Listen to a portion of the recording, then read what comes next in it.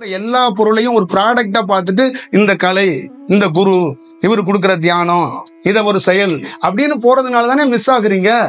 இறைவன் ஒருத்தன் தான். அது பேரு சொல்லலாம், பேரு சொல்லாம சொல்லலாம். பேர் சொன்னா சிவம், பேர் சொல்லணும்னா பிரபஞ்சம்.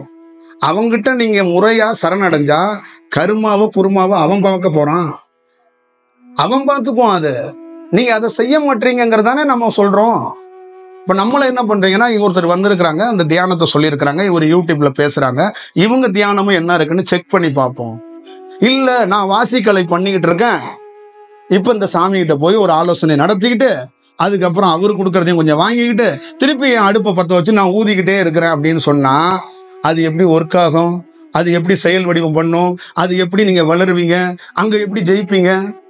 ஒருத்தர் அங்கேருந்து வர்றாரு, நான் படிக்கணும், என் படிப்பை பாருங்க, என்கிட்ட காசு இல்லை, உங்களை நம்புறேன், உங்க காலில் கூட விழுகிறேன், நீங்க ஏதாவது எனக்கு பண்ணலாமான்னா அவனுடைய நேர்மையையும் அவனுடைய சரணாகதியும் பார்த்துட்டு என்ன பண்ணாலும் பரவாயில்ல, உனக்கு நான் ஏதாவது ஹெல்ப் பண்றேன்னு ஒருத்தன் பண்ணுவானா? பண்ண மாட்டான். ஹலோ மிஸ்டர், நான் படிக்கிறேன், நீங்க ஏதாவது ஹெல்ப் பண்ண முடியுமா? ஏன்னா என்னோட படிப்பு அப்படியாப்பட்ட படிப்பு, புரியுதுங்களா? ஆனா நீங்க கொஞ்சம் பணக்காரன்னு நான் கேள்விப்பட்டேன், அதுக்காக இந்த பக்கம் வந்து உங்ககிட்ட ஒரு சில விஷயத்த கேட்டுட்டு போலான்னு வந்தேன். ஹலோ, நான் ஆல்ரெடி வாசி பண்றேன், நான் ஆல்ரெடி பல கலைகளை பண்றேன், காயகல்ப முறைகள்ல உடலை வச்சிருக்கேன், நீங்களும் தியானம் பண்றதா சொன்னாங்க, அதனால உங்ககிட்ட ஒரு ஆலோசனை பெறலான்னு வந்தா, நான் என்ன இந்த ஒருத்தர் ஃபேமஸான ஒருத்தர் இருக்கிறாரு, இந்த சென்ட்ரல் கவர்மெண்ட்டுக்கெல்லாம் இந்த என்ன அவங்க பேர் சொல்லுவாங்க, ஆடிட்டிங், அந்த மாதிரியா நான் கவுன்சிலிங்கா கொடுத்துட்டு இருக்கேன்? இல்ல ஆலோசனையா வழங்கிட்டு இருக்கேன் ஆன்மீகத்துக்கு? நீங்க எங்கேயாவது ஒரு இடத்துல தேங்கி நின்னீங்கன்னா அங்க நான் கை தூக்கி உங்களை விடுவேன். நீங்க பல கலைகளை பண்ணிக்கிட்டு அங்கெல்லாம் நிக்கிற இடத்துல எல்லாம் நான் உங்களை காப்பாத்துவேன் நான் சொல்றேன். அது இல்ல, அந்த புரிதல் மக்களிடம் ஏற்படல. இங்க ஒரே ஒரு செயல் தாங்க. நீ எந்த மூலையில போய் எந்த பக்கம் போனாலும் வெட்டவெளி என்பது, இறைவன் என்பது மதம், ஜாதி, மொழி எல்லாம் தாண்டி ஒருத்தன் தான். நீங்க எந்த இடத்துல என்ன கொண்டு போய் எங்க நீங்க தூக்கி போட்டீங்களாலும் தியானம் வரும். ஜெயில தூக்கி போட்டீங்களாலும் தியானம் பண்ணுவேன், கடல்ல தூக்கி போட்டீங்கனாலும் தியானம் பண்ணுவேன், போய் ஒரு கிறிஸ்துவ பள்ளியில என்ன அடைச்சு போட்டீங்கனாலும் தியானம் பண்ணுவேன்.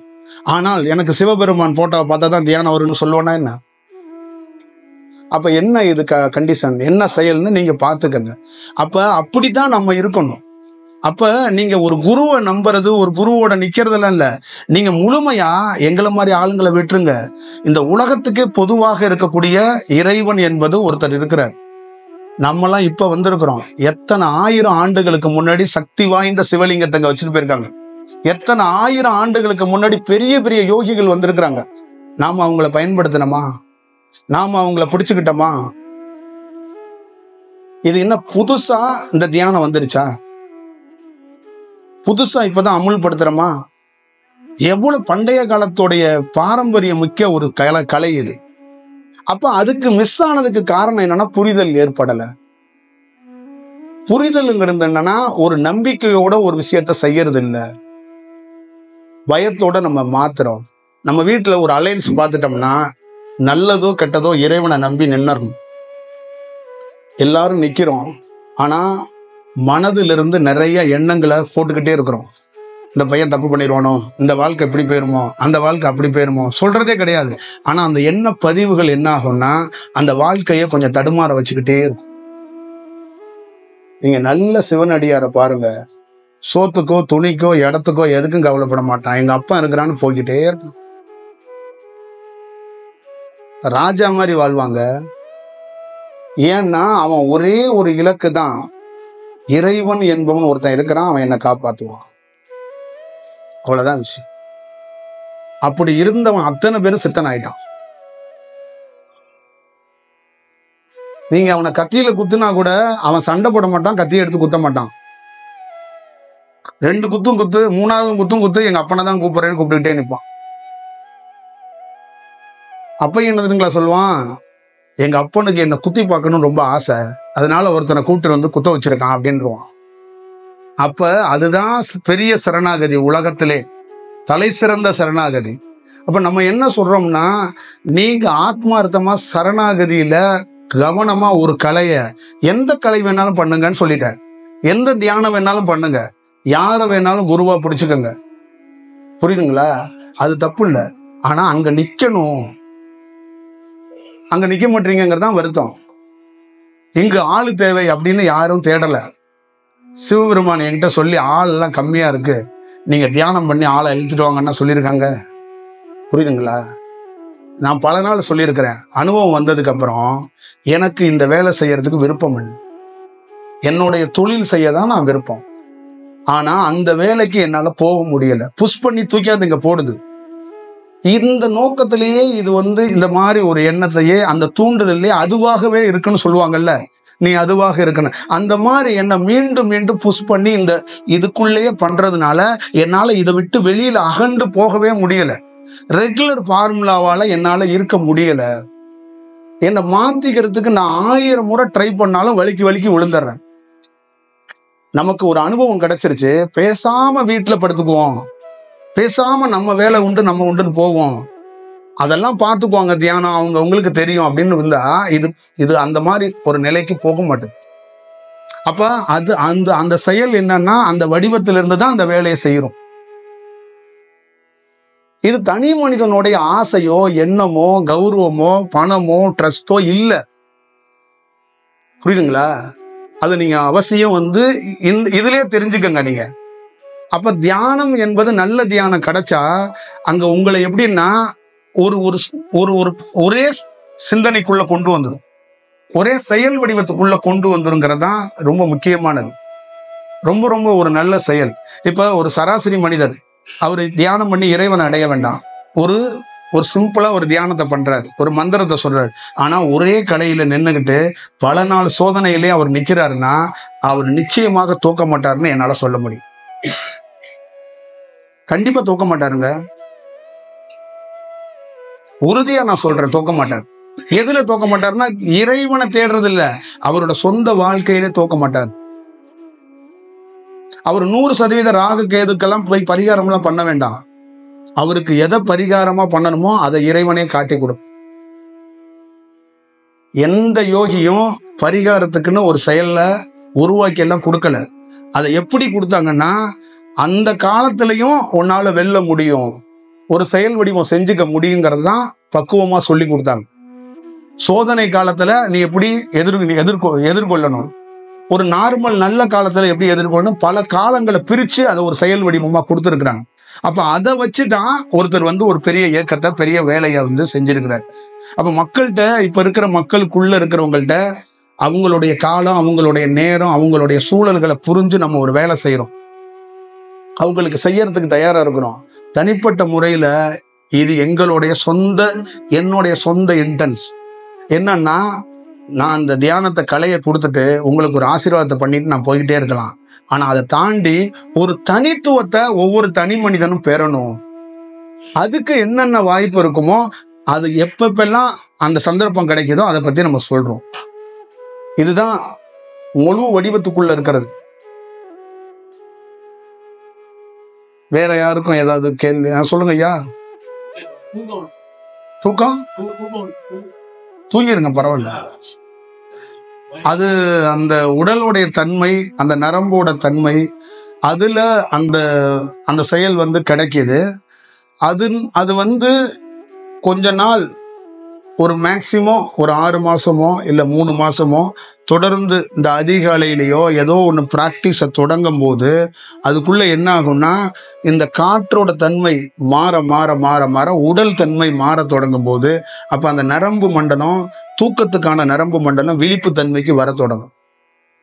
அப்ப நீங்க வேற ஒரு வடிவத்துக்குள்ள மாறுறதுக்கான ஒரு வாய்ப்பை உருவாக்குவீங்க. நீங்க வேணா சோதிச்சு பாருங்க. ஒரு 20 நாள் அதிகாலையில எழுந்து நீங்க ஒரு வேலை செஞ்சுக்கிட்டே வாங்க, அந்த நரம்பு மண்டலம் தூக்கத்தை தன்மையை எப்படி மாத்துதுங்கிறத மட்டும் பாருங்க. ஆனா இதுக்கு வெறும் பயிற்சி அப்படிங்கிறத தாண்டி அங்க ஒரு நம்பிக்கையோட ஒரு வேலை செய்யப்படணும். இப்ப மீண்டும் என்னன்னா, நம்ம ஒரு வேலை கொடுக்க கூடாதுன்னு தான் நான் நினைக்கிறேன். இது ஒரு வேலையா போயிடக்கூடாது. இது ஒரு வேலையா போனா கல் உடைக்கிற கதையாகி போயிடும். இப்ப இங்க எல்லாமே வேலை கொடுத்துட்றாங்க. தியானம்ங்கிறது வேலை இல்லைங்க, தன்னையே ஒப்படைக்கிறது. அது நம்மளுடைய உடலுக்கும் இந்த உயிருக்கும் இந்த பிரபஞ்சத்தோட கனெக்ட்ல இருக்கு.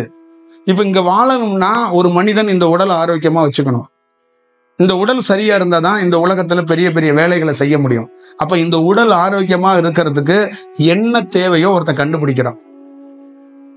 தான் தெளிவா வேலை செய்யறதுக்கும் இந்த தியானத்துக்குள்ள இருந்து ஒரு அடிப்படையை கண்டுபிடிச்சு ஒரு வேலை செய்யறான். அவ்வளவுதான் இதுக்குள்ள இருக்கிற செயல், இதுக்குள்ள இருக்கின்ற வடிவம்.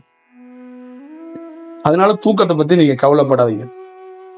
ஏன்னா அது உடல் ரீதியாக இருக்கிற, மன ரீதியாக இருக்கிற, அது மேலும் மேலும் துன்பப்பட்டு அது ஒரு அசைதி தன்மைக்கு போயிருச்சு.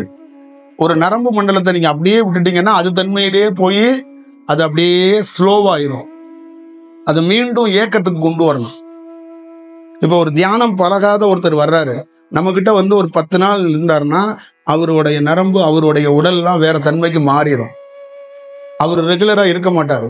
இப்ப நம்ம கிட்ட வந்திருக்கிற நிறைய பேரை நீங்க தனிப்பட்ட முறையில கேட்டீங்கன்னா அவங்களுடைய தன்மையை பற்றி அவங்க சொல்லுவாங்க. அப்ப என்ன சேஞ்ச் ஆயிருக்காங்கன்னா அவங்க தொடர்ந்து அந்த பயிற்சியில, அந்த செயல் வடிவத்துல அவங்க உடல்ல பெரிய மாற்றத்தை அவங்க பார்த்துருக்காங்க. அப்ப அந்த மாற்றத்தை பார்க்கலன்னா வரமாட்டாங்க. ஒரு தனி மனிதன் மேல நம்பிக்கை இல்லைன்னா யாரும் வந்து ரொம்ப நாளையெல்லாம் நிக்க மாட்டாங்க. அப்ப உடலுக்குள்ள ஏதோ ஒரு மாற்றத்தை பார்த்ததுனாலதான் நிறைய பேர் யோக கலையை இந்த தியானத்தை தேடியே போறாங்க. உடலுக்குள்ள உங்களுக்குள்ளே ஏதோ ஒரு மாற்றம் தெரியலன்னு நீங்க தியானத்தை நோக்கி போக மாட்டீங்க. அது தனி மனிதர்களோட ஏதோ ஒரு உரையாடல் நடந்துகிட்டு இருக்கு, அங்க நமக்கு வேலை இல்லைன்னு போயிருவீங்க. அப்ப ஒவ்வொரு தனி மனிதரும் தியானத்துக்குள்ள ஒரு சின்ன அனுபவத்தையாச்சும் பார்த்துருக்காங்க. அப்போ ஒரு விஷயம் ஸ்ட்ராங்கா இருக்கு, அதை கிளாரிட்டியா என்னன்னு அடுத்த இடத்துக்கு எடுத்துட்டு போறதுக்கான வழி தெரியல. அது இன்னும் வலிமையோட போறதுக்கான அந்த ரூட் கிடைக்கல. அந்த ரூட் எப்படி அப்படிங்கிறதுக்காக தான் தேடுதல். அப்ப நிச்சயமாக உடல் தியானத்தால பெரிய மாற்றத்தை சந்திக்குது. பெரிய இறை தத்துவத்தை, தெய்வீக ஒரு செயலை ஒவ்வொரு தனி மனிதனும் உணர்றான். அதுக்குள்ள நிகழுது. அதுதான் உண்மையான செயல் வடிவம்.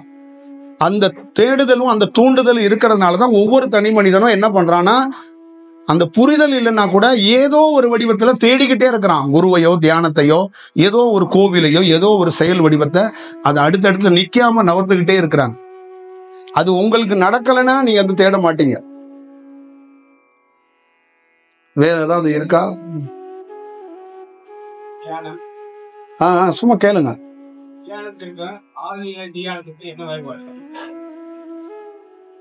ஆழ்நிலை தியானம் அப்படிங்கிறது என்னன்னா, ஒரு இந்த கொஸ்டின்லாம் கேட்க மாட்டாங்க.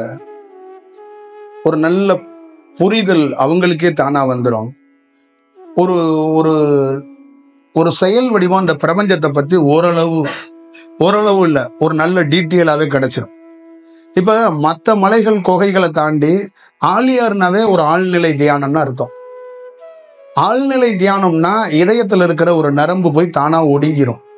ஒரு மனிதன் கொஞ்சம் தெய்வீக நிலைக்கு மாற தொடங்கிடுவான்.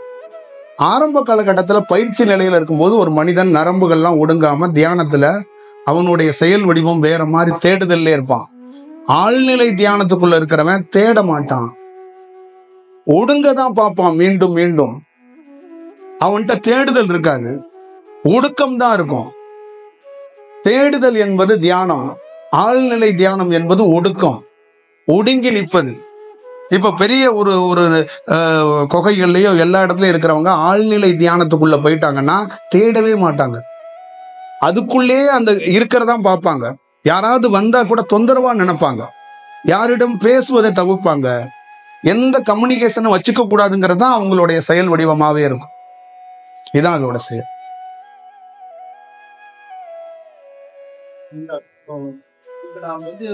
அந்த நம்ம வாக்கு நிற்கிறது அப்படின்னு சொல்லுவீங்க, அது வந்து அப்படி ஒரு மனுஷன் வந்து கடைசி வரைக்கும் தாக்கு நம்ம ஆன்மா வந்து கடைசி வரைக்கும் நான் வந்து அந்த நிலையான பாக்குற வரைக்கும் அந்த வைரங்கள் நிற்கிறது ஒவ்வொருத்தருடைய ஆன்மாவும் அதுதான் இருக்கும். இல்ல, தாக்கு பிடிச்சு நிக்கிறது அப்படிங்கிறது என்ன பொருள் அப்படின்னா, ஒரு செயல்ல நிக்கணும், ஒரே ஸ்கேல்ல நிக்கணும். அது நிக்க முடியாது காலத்துல. ஆனா அப்படி ஒருத்தர் நிக்க தொடங்கும் போது அவனை பிரபஞ்சம் வழி நடத்தும். அவனுக்கு தியானத்துல எவ்வளவு உதவணுமோ அவ்வளவு உதவும். இப்ப தனி மனிதரா தியானத்துல என்னால வெற்றி அடைய முடியும்னு நீங்க நினைக்கிறீங்களா? இல்ல இங்க யாராவது நினைக்கிறீங்களா என்னுடைய திறமை என்னுடைய உழைப்புனால இதை சாதிக்க முடியும் நீங்க நினைக்கிறீங்களா? இதுக்கு ஒரே காரணம், தாக்கு பிடிச்சது எங்க தாக்கு பிடிச்சோம்னா ஒரு நிலையில இதுதான் பாதைன்னு சொல்லி அந்த பாதையிலே நின்னோம். அங்க ஆள் இல்லைன்னு ஓடி போகல. அப்ப ஒரே நிலையில இருக்கும்போது இந்த தியானத்துக்கு எங்க போய் என்னை உருவாக்கணும், எனக்கு என்னென்ன அனுபவம் எல்லாம் கிடைக்கணுமோ அது கிடைக்கிறதுக்கான வாய்ப்புகள் கிடைக்கப்பட்டுச்சு. அப்ப காத்திருக்கிறது ஒரு நிலையில ஒரே நிலையில இருந்தா உங்களை எல்லா வடிவத்திலையும் பிரபஞ்சம் வழி நடத்தும். ஒரு சாதாரண ஈ வடிவத்துல இருந்து கூட உங்களை வழி நடத்தும்.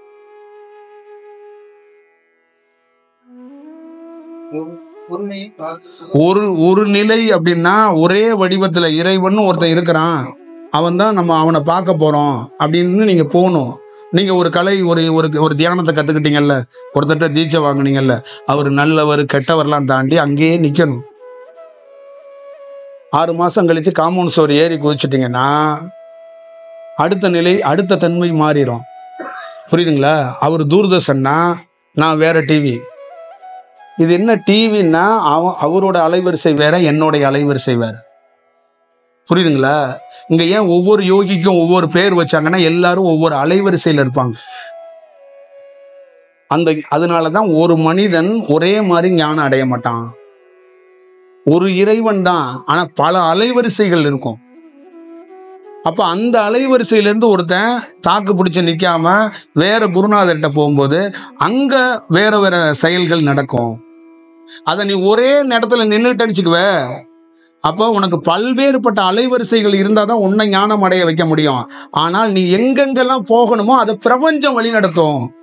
நீங்களா ஒரு வேலையை செஞ்சு போடுறீங்க, அதுதான் அங்க பிரச்சனை. இப்ப நம்ம ஒரே இடத்துல இருந்து ஞானம் பெறல, நூற்றுக்கணக்கான இடத்துக்கு போனோம். ஆனால் ஒரு நிலையில இருந்ததுனால நூற்றுக்கணக்கான இடத்துக்கு போறதுக்கான வாய்ப்பை பிரபஞ்சம் ஏற்படுத்தி கொடுத்துச்சு. அப்ப அனுபவத்தை பெறறதுக்கு வாய்ப்புகள் உருவானுச்சு, அந்த வாய்ப்பு கிட்டுனுச்சு. அப்ப நம்ம அந்த இடத்துக்குள்ள ஸ்ட்ராங்கா இருந்து ஒரு வேலை செய்யணும். நீங்க நம்புறது ஒரு தனி மனிதனை நம்பாம பிரபஞ்சத்தை நம்பிக்கிட்டு உட்கார்ந்தீங்கன்னா அது உங்களை அடுத்த கட்டத்துக்கு நவர்றதுக்கான வாய்ப்பை கொடுக்கும். அப்படிங்கிறதுதான் செயல் வடிவம். நம்மள நம்புறீங்கன்னா நீங்க மனிதனா பார்க்காம இது ஒரு பிரபஞ்சம் அப்படின்னு நம்பிட்டா அங்க நின்னா அது நிகழ்ந்தே தீரும். நான் மீண்டும் சொல்லிட்டேன், நீங்க நம்பிட்டீங்கன்னா நான் சரியில்லைன்னா என் சேர்ல இருந்து என்னையும் தூக்கி அங்கிட்டு போட்டுட்டு உண்மையான ஒருவனை உனக்கு காட்டும். புரியுதுங்களா? உன்னை எவனாலையும் ஏமாத்த முடியாது. உண்மையா இறைவனை தேடுறவனை எந்த கொம்பனாலையும் ஏமாத்த முடியாதுப்பா. சவாலா நான் சொல்றேன், புரியுதா? உண்மையா தேடாதவன் மனுஷனை மட்டும்தான் பார்க்க முடியும், இறைவனை பார்க்கவே முடியாது. விதவிதமா கலர் கலரா உடை போடுற குருநாதரை பார்க்க முடியுமா கொஞ்சம் இறைவனை பார்க்க முடியாது. புரியுதா? இந்த அனுபவம் பெற்ற அத்தனை பேரும் அப்படிதான் ஒரு செயல் வடிவம். அவங்க அனுபவம் பெறறதுக்கு பல இடங்கள் தேவைப்பட்டிருக்கு. ஆனா அவங்களுடைய செயல்பாடுகள்ல உறுதியா இருந்ததுனாலதான் அந்த அனுபவத்தை பெறறதுக்கான வாய்ப்புகளை உருவாக்கி கொடுத்தாங்க.